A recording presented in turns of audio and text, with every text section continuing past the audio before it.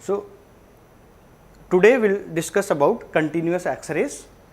When electron passes through the metallic surface without any collision, then its energy EV is produced continuous photons, in which we achieve the continuous wavelength. So, how we can get the continuous wavelength? Because the energy of electron is E into V, and this energy is converted into the energy of photon, and energy of photon is h nu.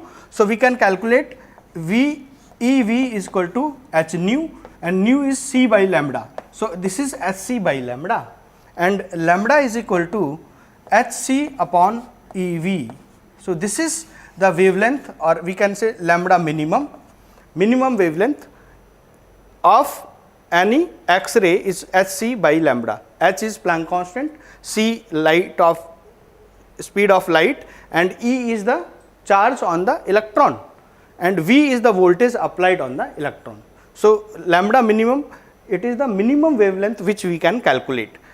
Beyond this wavelength we cannot calculate. Thank you.